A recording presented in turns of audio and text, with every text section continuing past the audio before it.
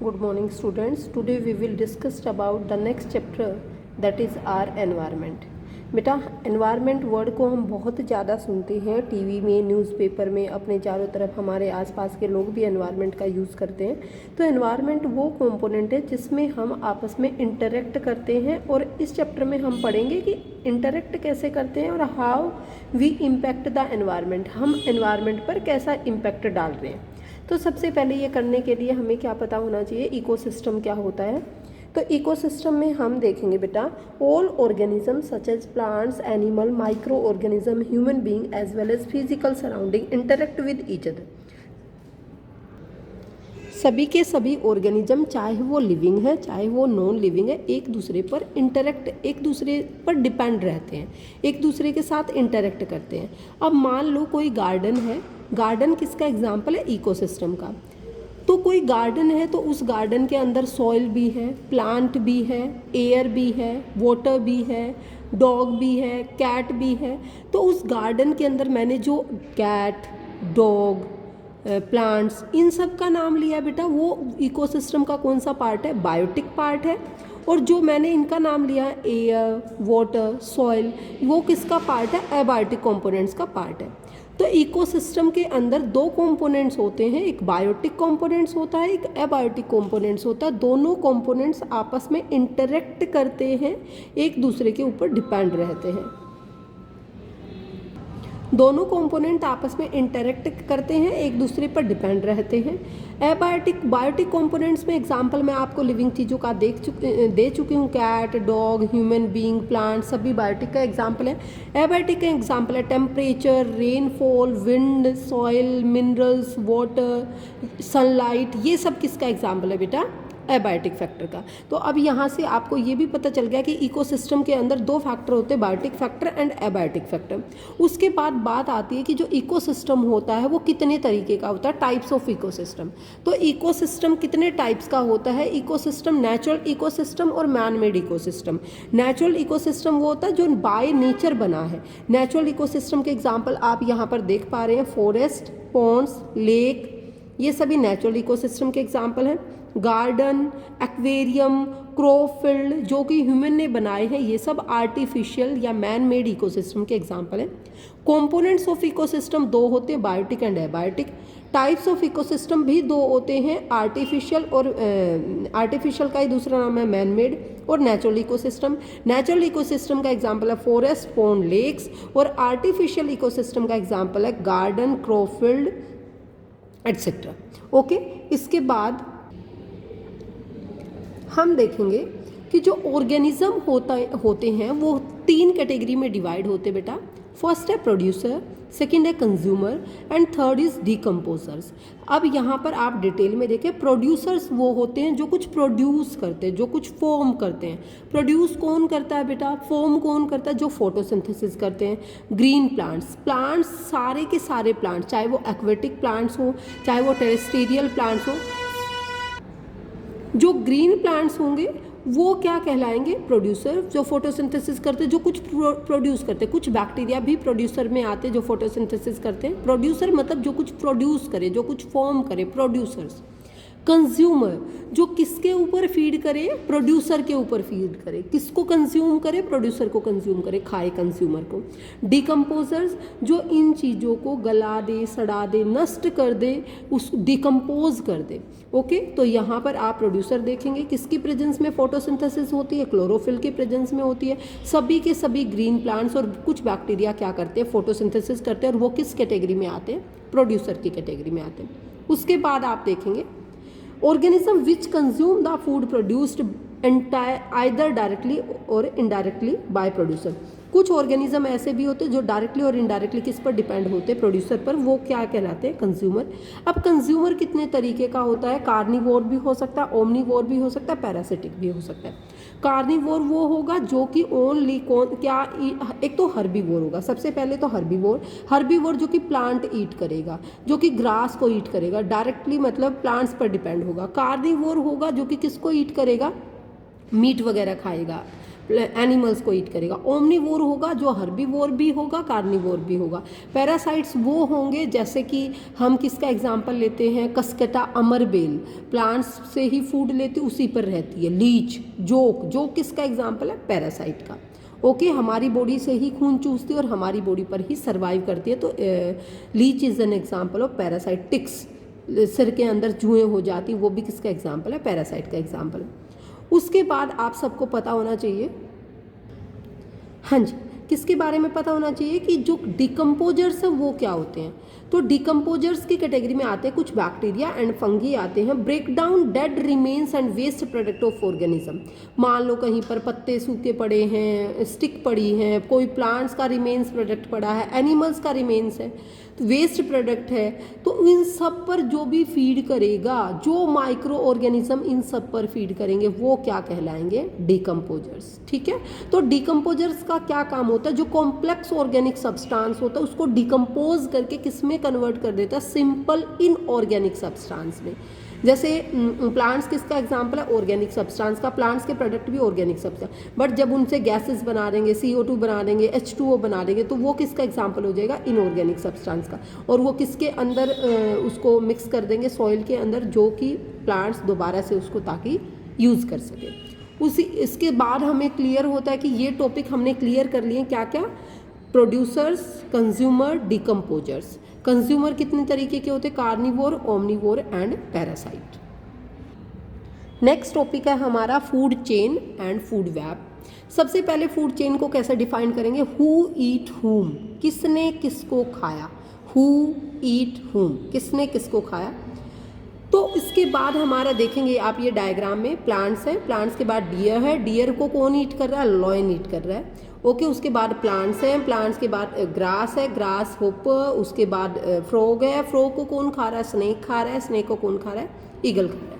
इसी के साथ हमारा ये फूड चेन चलती रहती है। इस फूड चेन के अंदर कितने ट्रॉपिक लेवल है, first trophic level, second trophic level, third trophic level, first trophic level, second trophic level, third trophic level, fourth trophic level and fifth trophic level. इस food chain के अंदर कितने trophic level है, first, second, third, fourth. Okay, तो इसी के साथ each step और level of a food chain form are trophic level. हर स्टेप जो कि फूड चेन का हर स्टेप क्या कहलाता है, ट्रॉपिक लेवल। तो उसके साथ साथ वो बताना चाह रहा है कि जो प्लांट्स होते हैं वो क्या करते हैं, सनलाइट को क्या करते हैं, सोलर एनर्जी को ट्रैप करते हैं और आगे उसको ट्रांसफ़र करते रहते हैं। उसके बाद आप देखेंगे 10% लो। 10% लो सबसे पहले तो पता होना चाहिए आपको, किसने दिया था 10% लो, लिंडीमैन ने दिया था। ओके, 10% लो कब दिया था, इन 1942 में। बहुत बार क्वेश्चन आ जाता है एग्जाम में कि 10% लो किसने दिया था, 1942 में लिंडीमैन ने दिया था। यहाँ पर आप ट्रॉपिक लेवल का पिरामिड, इसको पिरामिड भी बोल देते बेटा, एग्जाम में क्वेश्चन पिरामिड से भी आ जाता है। यहाँ पर देखेंगे आप प्रोड्यूसर, अब यहाँ पर देखेंगे प्रोड्यूसर का जो नंबर है, जो अमाउंट हो वो सबसे ज़्यादा होता है। उसके बाद प्राइमरी कंज्यूमर, प्राइमरी कंज्यूमर में कौन आ सकता है, ग्रास होपर आ सकता है। उसके बाद सेकेंडरी कंज्यूमर में फ्रॉग आ सकता है, टर्शरी कंज्यूमर में स्नेक आ सकता है, कोई भी आ सकता है यहाँ पर। तो प्रोड्यूसर आएंगे, प्रोड्यूसर के बाद हर्बीवोर, प्राइमरी कंज्यूमर मतलब हर्बीवोर, सेकेंडरी कंज्यूमर मतलब carnivore. Okay, tertiary consumer omnivore भी हो सकता है, कुछ और भी हो सकता है। ओके, हाँ जी। उसके बाद क्या होगा, देखो यहाँ से देखेंगे, the green plants in a terrestrial ecosystem capture about 1% of energy of sunlight. सबसे पहले मेन बात ये है कि जो ये प्लांट्स हैं वो सनलाइट का कितने % एनर्जी ट्रैप करते हैं। सबसे पहले क्वेश्चन आ रहा है कि जो प्लांट्स हैं वो सनलाइट का 1% एनर्जी क्या है, ट्रैप करते हैं। प्लांट सनलाइट का कितना, याद रखें बेटा, 1% एनर्जी ट्रैप करते हैं। फिर पौधों ने अपना खाना बनाया, बहुत सारा काम किया, अपनी फूड की फॉर्मेशन की, तो उस फूड का कितने % प्राइमरी कंज्यूमर में गया, मतलब जैसे कि हिरन ने खाया, ग्रास होपर ने खाया, किसी ने भी खाया, तो ओनली 10% एनर्जी उसके अंदर ट्रांसफ़र हुई। उस 10% से फिर नेक्स्ट वाले ट्रॉपिक लेवल में कितने % गई, 10% एनर्जी गई। नेक्स्ट वाले में भी कितने % एनर्जी गई, 10% गई। ओके, इसी के साथ क्या करेंगे, अगर मान लो यहाँ पर 10,000 जूल एनर्जी है, 10,000 जूल एनर्जी थी प्रोड्यूसर लेवल पर, प्रोड्यूसर ने सनलाइट की कितने % ली थी, ये बच्चे सभी बच्चे याद रखेंगे, 1% ली थी। तो नेक्स्ट वाले ट्रॉपिक लेवल में 1000 जूल हो जाएगी क्योंकि 10% ही आगे गई है। उससे नेक्स्ट वाले में 100 जूल रह जाएगी और उससे नेक्स्ट वाले में 10 जूल एनर्जी रह जाएगी। तो इसी से आप ये सब देखेंगे 1% सनलाइट का 1% पड़ता है जो कि फूड को बनाने के लिए यूज़ होती है, उससे आगे नेक्स्ट वाले में 10% ट्रांसफ़र होती है, फिर 10% ट्रांसफ़र होती है। और वो ये भी बता रहा है कि जो ग्रेटर नंबर है वो सबसे ज़्यादा किसका नंबर होता है, प्रोड्यूसर का नंबर होता है। सबसे ज़्यादा किसका नंबर होता है, प्रोड्यूसर का नंबर होता है। इसी के साथ आप देखेंगे फूड चेन। फूड चेन होता है, वो ये कह रहा है the length and complexity of food chain very greatly. आपने देखा कि हमने 5 ट्रॉपिक लेवल की भी फूड चेन देखी, 4 ट्रॉपिक लेवल की भी फूड चेन देखी, 3 ट्रॉपिक लेवल की भी फूड चेन देखी, तो वो वैरी करती रहती है। Each organisms is generally eaten by 2 or more other kind of organism, which in turn eaten by several other organisms. So instead of a straight line food chain, the relationship can be shown as a branching line called a food web. तो सबसे पहले food web क्या होता है? Food web वो जाल है। तो यहाँ पर बेटा आपको पता होना चाहिए कि फूड वेब क्या होती है। फूड वेब मतलब जाल कि जिसके अंदर बहुत सारी फूड चेन इंटरकनेक्टेड हों।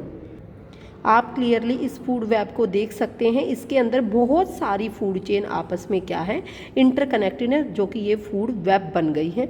एक ये फूड चेन हो गई, एक ये फूड चेन हो गई, एक ये फूड चेन, ये फूड चेन, ये इसको और कोई मतलब खा सकता है, ऐसे ये बहुत सारे इंटरकनेक्टेड फूड चेन को क्या बोलते हैं, फूड वेब। तो अब हमें ये पता होना चाहिए कि जो फूड चेन होती है वो क्या होती है, यूनिडायरेक्शनल होती है। क्या कभी भी घास डियर को खा सकती है? क्या कभी भी ग्रास होपर को खा सकती? नहीं ना। तो इसलिए फूड चेन जो है वो यूनिडायरेक्शनल होगी, कभी भी वापस नहीं, ऑटोट्रॉप के पास वो एनर्जी कभी भी वापस नहीं आ सकती। और धीरे धीरे एक और ये करना है कि धीरे धीरे जो एनर्जी होगी वो डिमिनिश्ड होती जाएगी। आपने देखा होगा कि हमने पिछला एग्जाम्पल लिया था, प्रोड्यूसर लेवल पर 10,000 जूल थी, फिर 1000 होगी, फिर 100 जूल होगी, फिर 10 जूल होगी, तो धीरे धीरे डिमिनिश्ड भी होती जाएगी। अब साथ के साथ हमें ये भी करना है कि जो हमारे ट्रॉपिक लेवल हैं उनके अंदर जो भी प्रोड्यूसर लेवल पर हम केमिकल्स डाल रहे हैं, पेस्टिसाइड्स डाल रहे हैं, अपने प्लांट्स को डिजीज से प्रोटेक्ट करने के लिए पेस्ट का यूज़ कर रहे हैं, तो वो केमिकल किसी भी तरीके से, चाहे पानी में फ्लो करके या डायरेक्ट हमारी फूड चेन में, किसी भी तरीके से हमारी फूड चेन में आ जाते हैं। तो वो जो है केमिकल्स हमारी फूड चेन में एंटर कर जाते हैं, जो कि बायोडिग्रेडेबल नहीं होते, वो कभी भी डिग्रेड नहीं होते, तो वो हमारी फूड चेन में जो है एक्यूमुलेट हो जाते हैं। मान लो कोई पेस्टिसाइड्स, हर्बिसाइड्स हमने अपने प्लांट्स में डाला था, तो प्लांट्स को किसने खाया, काव ने खाया, काव से हमने मिल्क पिया, तो अल्टीमेटली वो कंसंट्रेशन उस केमिकल की, उस हर्बिसाइड्स की, उस पेस्टिसाइड्स की वो कंसंट्रेशन किसकी बॉडी में डिपॉजिट हो जाएगी, हमारी बॉडी में। तो ये प्रोसेस कहलाएगा बायोलॉजिकल मैग्निफिकेशन, जो कि मोस्ट इंपॉर्टेंट है एग्जाम के पॉइंट ऑफ व्यू से, एग्जाम में हर साल आता है।